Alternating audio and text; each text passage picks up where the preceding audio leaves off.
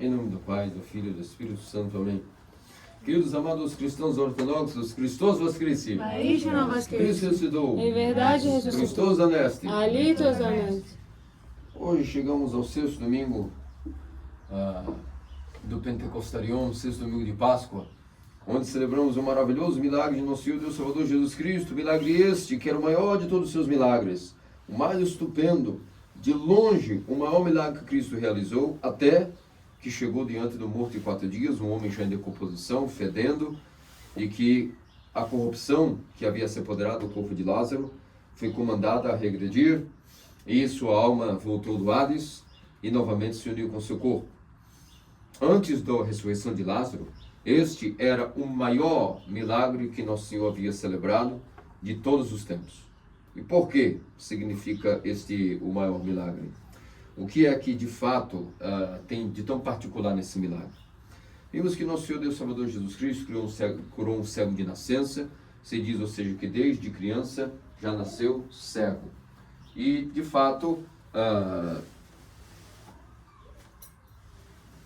nunca se havia visto em todo Israel, ou na história dos profetas, a história de que alguém tivesse nascido cego e sido curado.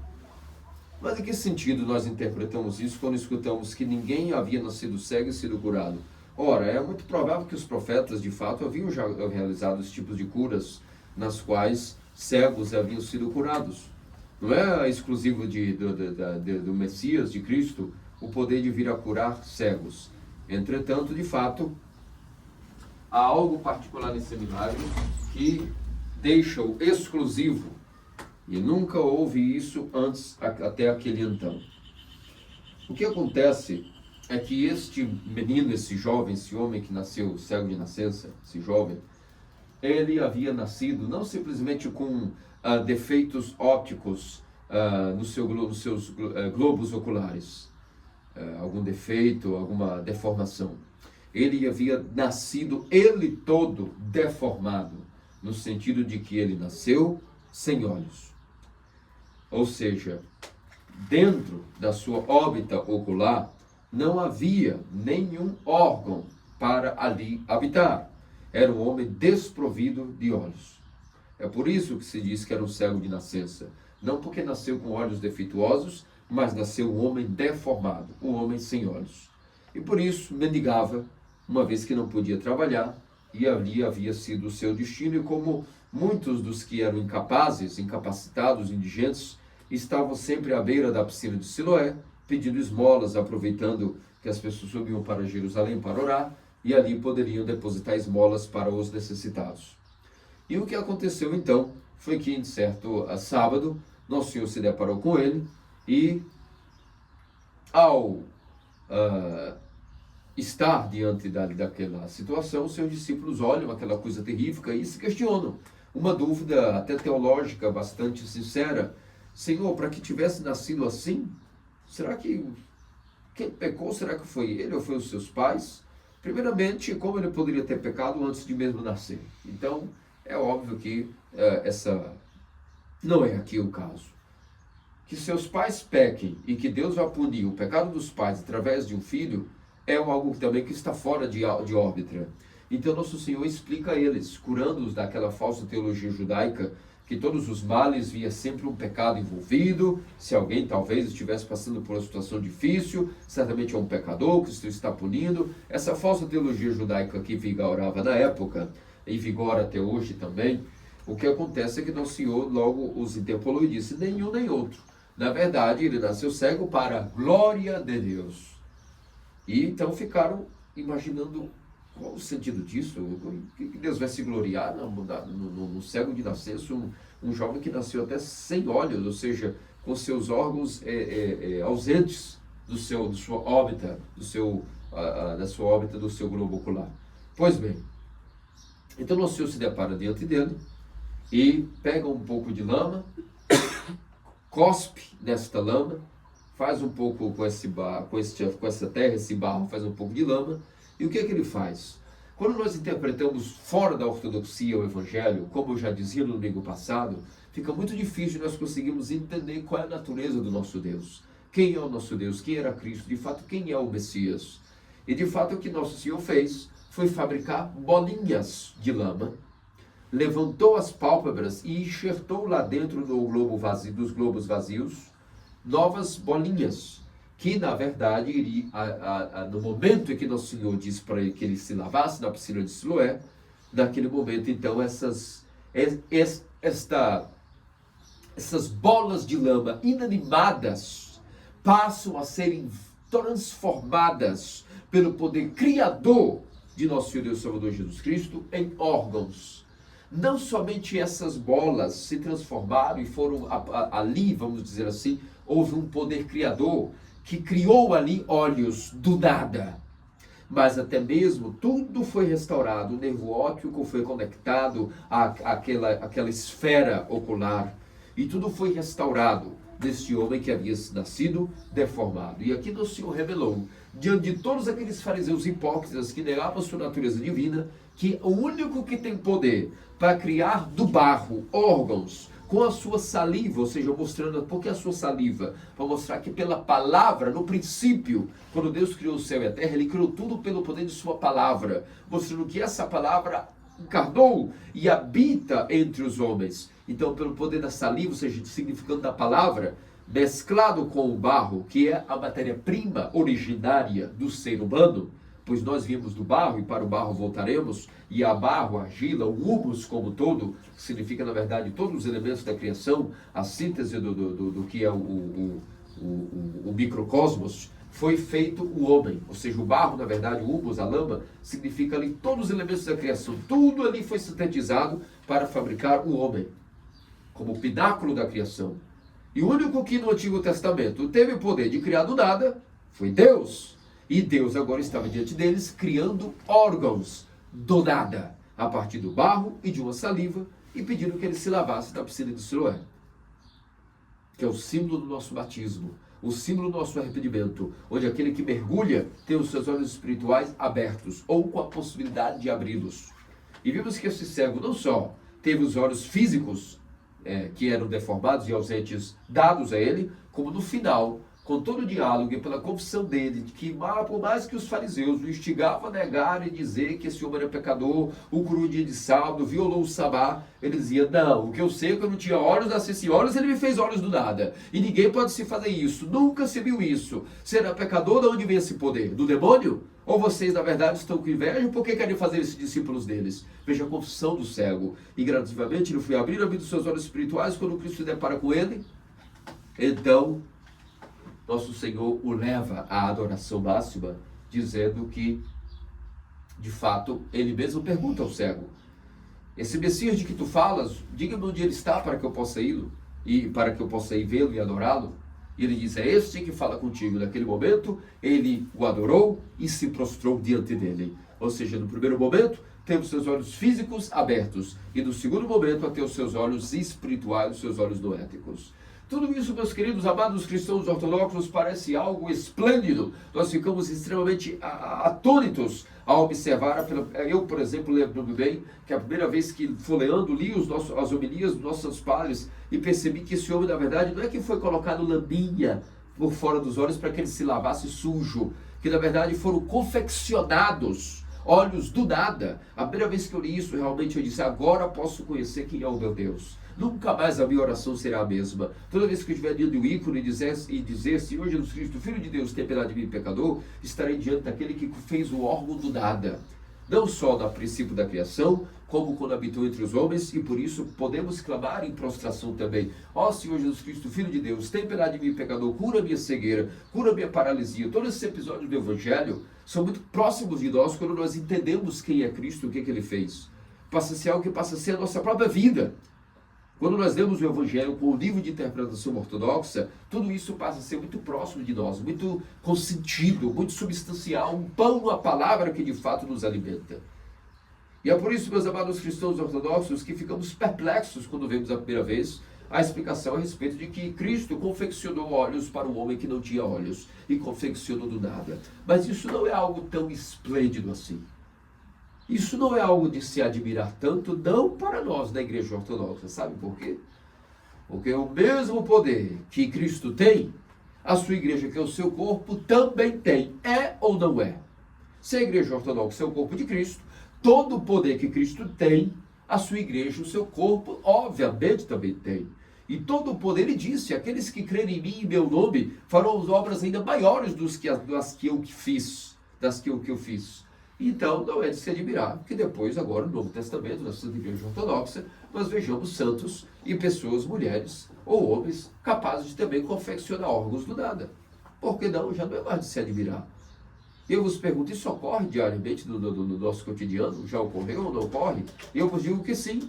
Não é nenhuma novidade, nada disso nós cristãos ortodoxos não devemos perder nossa sobriedade diante dessas coisas que nós vemos maravilhosas e estupendas. É a nossa própria vida, é a vida da própria igreja. E para isso é que vamos fazer uma viagem agora ao século XVI. Na época onde os venezianos habitavam e dominavam aquilo que era a ilha de Corfu, a famosa ilha de Corfu, um centro estratégico do Império Bizantino, e os venezianos estavam ali ocupando, e havia um governante que ali, portanto, representava o poder veneziano.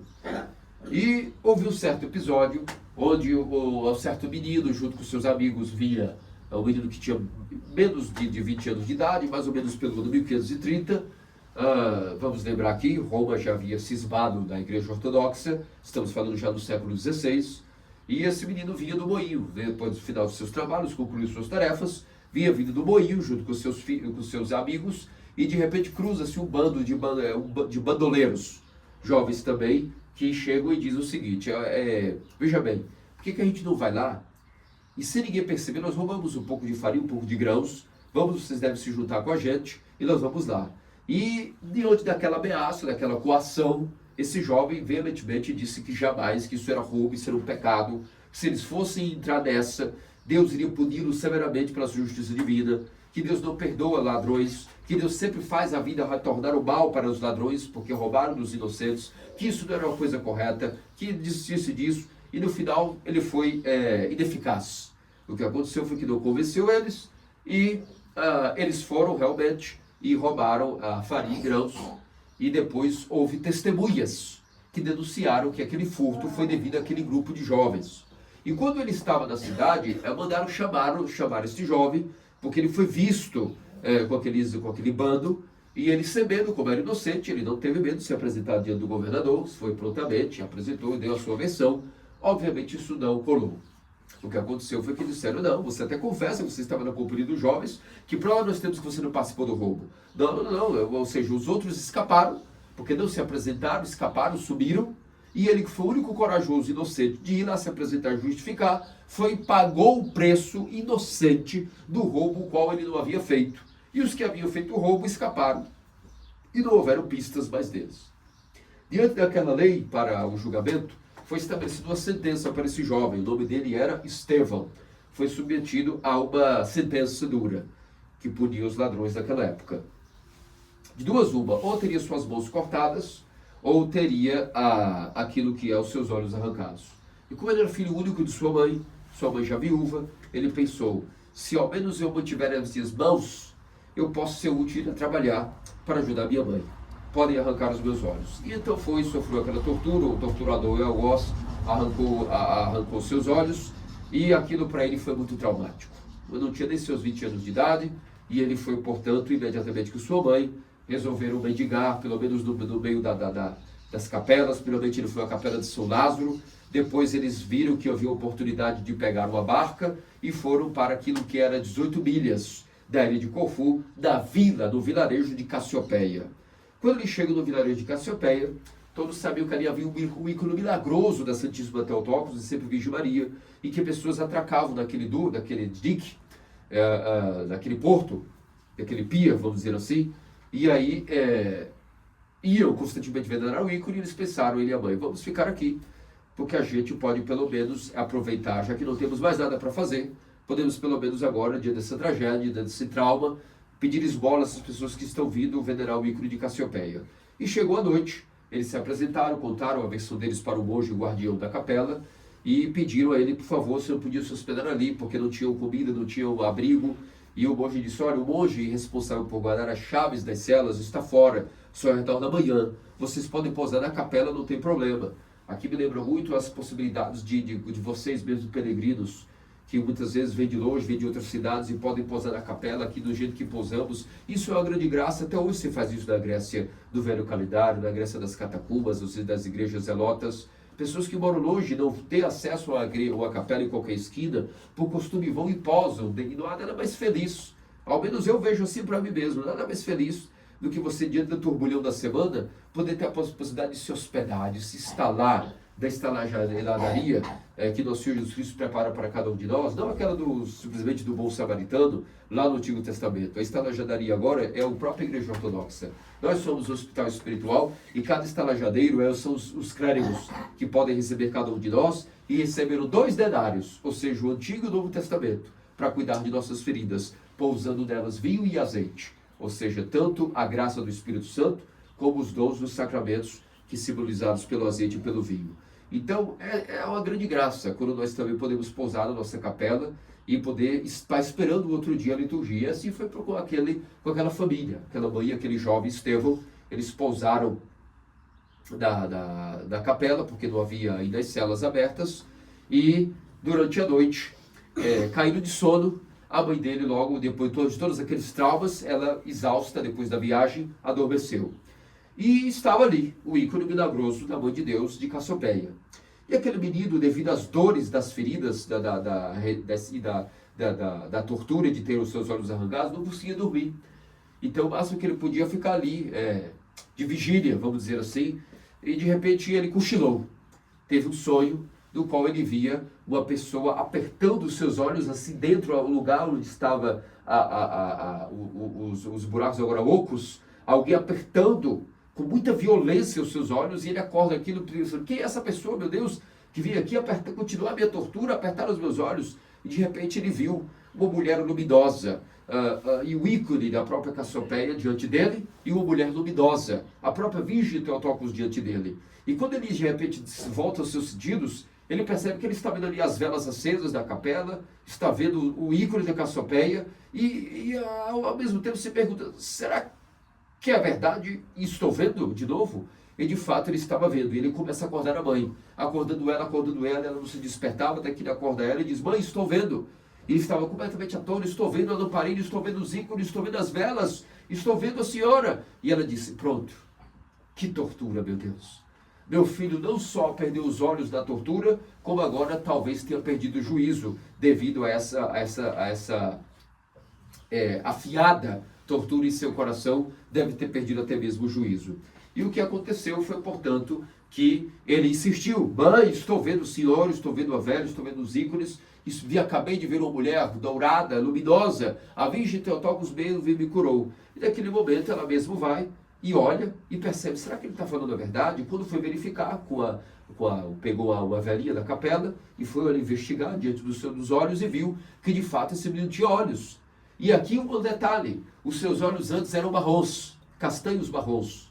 Agora os seus olhos eram azuis. Isso para mostrar a potência do milagre. E diante disso, ela e seu filho Estevão começam a gritar e louvar a Deus, glorificar a Theotokos e baterem palmas. Batiam palmas e rejubilavam-se diante da capela. E esse monge, que era o guardião, vendo aquele escândalo, muito antes, muito mais de madrugada do que o horário dos ofícios, chega lá e simplesmente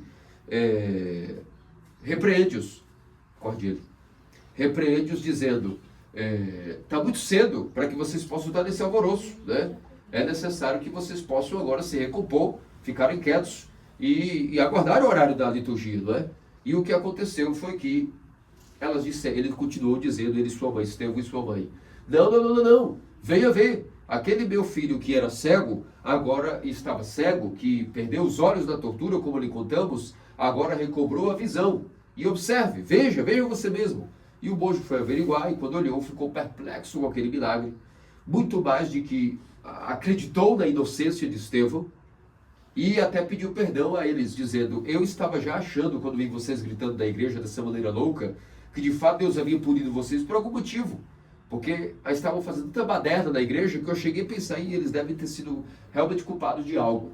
Mas agora peço perdão a vocês, se vê que de fato o menino Estevão era inocente, e ele imediatamente foi ao centro da cidade de Corfu e pediu audiência com o governador e disse: você cometeu uma injustiça para com o inocente, porque se assim não fosse, a Santíssima Teotocos sempre Virgem Maria não teria ela mesma dado novos olhos a Estevão. E o governador naquele momento ficou também bastante atônito com aquela notícia, mas incrédulo.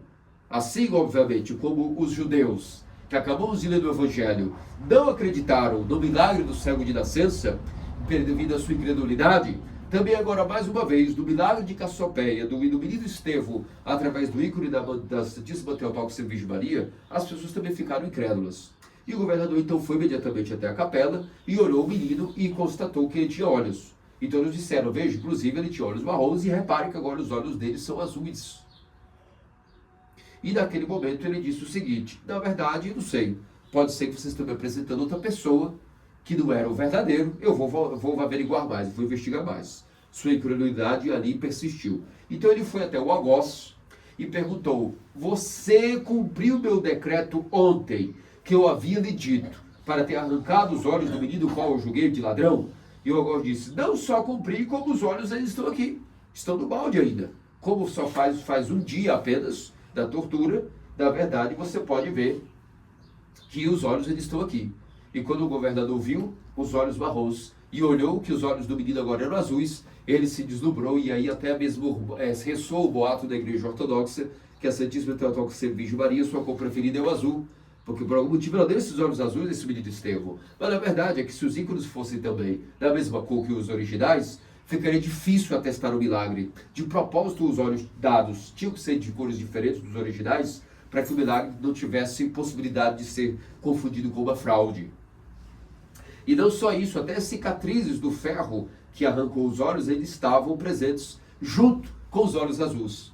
Ou seja, as cicatrizes permaneciam da tortura e os olhos que eram marrons agora eram azuis, novos olhos. Isso mostra, meus amados cristãos ortodoxos, que na Igreja Ortodoxa não há nenhum tipo de limite para o poder do Espírito Santo. O próprio Cristo que realizou milagres, fabricando órgãos, também é o mesmo que está vivo. E o seu corpo tem esse poder. E nada mais do que a própria Santíssima Virgem Maria, sendo a santa mais santa que os santos, é claro que ela também, com a dificuldade para ela poder até manifestar o poder da Igreja Ortodoxa, que dela jaz, através da graça criada, há um poder criador dentro da Igreja Ortodoxa. Não só o poder santificante, iluminador, de perdão de pecados, de limpeza de coração, de iluminação de mente, mas ainda mais o poder criador também jaz dentro da Igreja Ortodoxa. A própria energia criada, a palavra de Deus eterna, que através da graça do Espírito e das energias de Deus cria, consola, ilumina, redime, fortalece, consola, também cria. E por isso não é de se admirar que dentro da comunhão da Igreja Ortodoxa também haja o poder criador. E daquele então o governador ficou perplexo, resolveu dar doações para reformar toda a nave da capela, do ícone de Cassiopeia, fez questão de divulgar o milagre. Muitos daqueles que não eram ortodoxos estavam por ali, na ocupação veneziana, se converteram à Santa Igreja Ortodoxa e, de fato, ali ficou registrado para sempre o santo milagroso ícone de Cassiopeia da Mãe de Deus, que já era milagroso, e taumaturgo por si mesmo esse ícone, e realizou o milagre até tão estupendo de criar órgãos novos para o jovem Estevão. Esse ícone de Cassiopeia está numa das coleções que nós temos dos ícones da Mãe de Deus, também do acervo do nosso Santo Monastério em Boston. Temos uma cópia dele feita pelo iconógrafo Fortis Contoglou. Meus amados cristãos ortodoxos, nós vemos então as maravilhas que estão destinadas para nós, que estamos nessa jornada dentro do corpo de Cristo, da verdadeira igreja, que é muito diferente, não tem nada a ver com as falsas denominações religiosas, as sinagogas de Satanás, onde, diga-me, onde já se viu tal milagre? Fora da Igreja Ortodoxa, alguém já viu esse tipo de que algum santo criou órgãos do nada? Na nossa igreja nós vimos. E mais ainda, se nós formos fazer outra viagem agora, não é só ao século XVI, não a Cassiopeia, mas voltando um pouquinho na linhagem do tempo e indo um pouco aquilo que é a região da Irlanda, nós iremos visitar agora a biografia de Santa Brígida, de Kildare, onde o ícone dela está bem aqui. Para satisfazer os pobres, para expelir toda dificuldade, para poupar todo homem miserável. Santa Brígida de Kildare. Chegou um certo momento, obviamente quem não sabe a história de Santa Brígida, ela foi uma das primeiras mulheres que organizou a vida monacal dentro da Irlanda e convertida. E vocês sabem que o poder milagroso dela era estupendo. Até para ter ideia, uma vez quando fomos na cidade, ela simplesmente pegou a vaca, começou a ordenhá-la, e saiu tanto leite da vaca de que foi suficiente para matar toda a fome de uma cidade e depois tirar disso os seus derivados, queijo, coalhada, etc., para saciar a fome da cidade. E ela organizou a vida monacal para monjas. E muitas discípulas e mulheres foram sendo atraídas para formarem por esse convento, esse convento feminino em Kildare, da Irlanda. E havia certa discípula dela que era cega de nascença, uma mulher que nunca havia contemplado a luz criada, nunca havia visto as belezas e a paisagem da criação. E chegou um certo momento que as duas estavam contemplando o pôr do sol, e ela estava ali junto com a sua discípula, trouxe ela para junto dela, e você sabe que o pôr do sol da Escócia, da Irlanda, desses países, voltado para o Atlântico, é uma visão paradisíaca. Todo o pôr do sol naquela região da Irlanda e da Escócia, quando se olha para o Atlântico, como o sol vai se pondo, é uma visão realmente ultramarina, de um nível assim, de beleza exponencial. E Santa Brígida estava ali agradecendo a Deus por terminar mais o dia, na hora das vésperas, na hora de quebrar o jejum, vendo aquela maravilhosa visão. E aí Santa Brígida, com seu poder taumaturgo que era, pensou consigo assim de maneira inocente, não é? Essa minha discípula nunca viu essa beleza, ó Deus de bondade, ó Deus de toda a criação, nunca ela teve a oportunidade de ver as tuas maravilhas do mundo criado. Será que podes conceder a ela, ó Senhor, de que seja a única vez que ela possa ver essa beleza? E naquele momento os olhos desta monja se abriram e ela recuperou a visão, coisa que nunca tinha tido.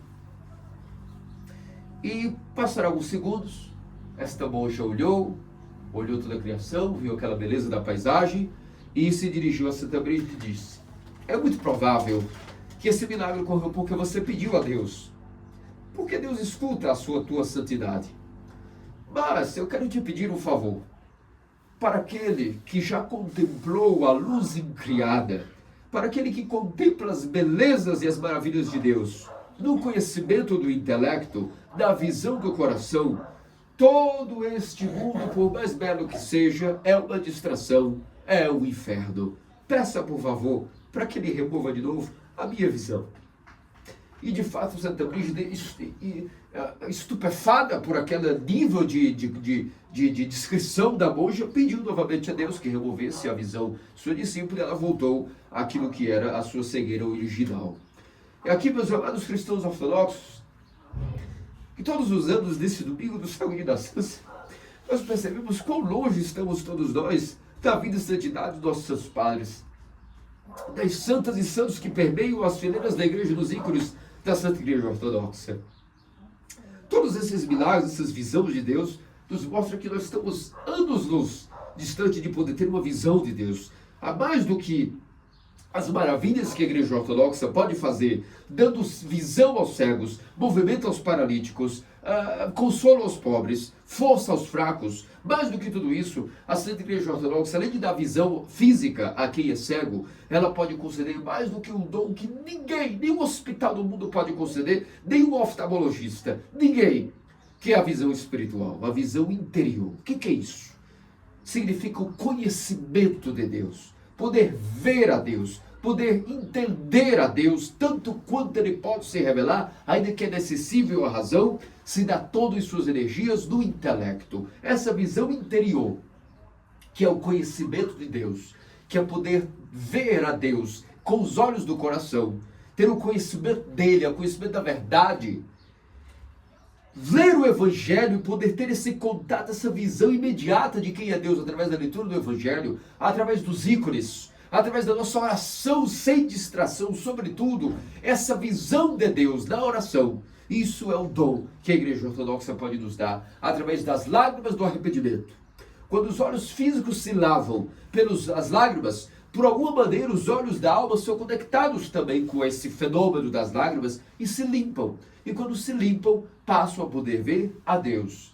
E é por isso que aqui é muito provável que nessa nossa geração será muito difícil, muito improvável que nós possamos ter essa visão de Deus chamada teoria, com TH.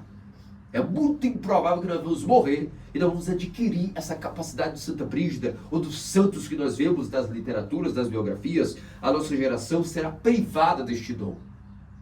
Porém, ao menos na nossa regrinha de oração diária, nos nossos 5 minutos que seja sentando diante do ícone ou fazendo nossas prostrações, 5 minutos diários, se nós damos todo o nosso vigor para ao menos daqueles 5 minutos não pensar em nada, não ver o mundo com suas distrações, não abrir a porta do quarto, não olhar a janela, estar à luz de velas, tudo apagado e concentrado no ícone, concentrado nas palavras da oração de Jesus, no cordão de oração, se pelo menos desses 5 minutos diários todo dia, naquele momento não tivermos distrações, que o mundo para nós nem exista, que se o nosso intelecto naqueles minutos estiver acoplado à memória de Deus, à concentração das palavras, ao menos naquele momento, Deus nos concede diariamente a visão dele, no intelecto e no coração.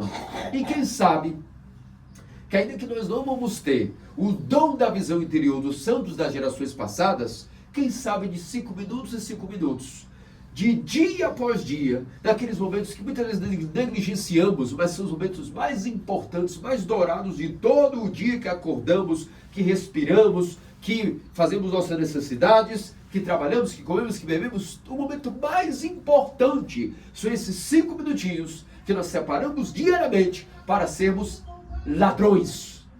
Como assim ladrões? São Jerônimo de Egina já nos dizia, temos que ser um tipo de ladrões. Ladrões para tempo de Deus, ou seja, que por mais que o dia é corrido, por mais que nós não conseguimos ficar completamente exicastas como os santos do passado, se nós separarmos ao menos 5 minutinhos do dia, ou sempre que tem um momentinho assim aéreo, a gente rouba e simplesmente dá um jeito, pega o cordão escondido do bolso, pega o cordão escondido do paletó, do casaco, da jaqueta e faz uma oraçãozinha mais concentrado, e outro minuto, se desses 5 minutos e 5 minutos, nós somos fiéis durante os anos, quem sabe, mesmo nossa geração, que muito dificilmente é improvável que teremos essa visão de Deus tão pura, devido à nossa fraqueza espiritual e nossos pecados da geração mais pecadora que já existiu. A mais pecadora é esta, é a nossa, eu mesmo sou o primeiro deles.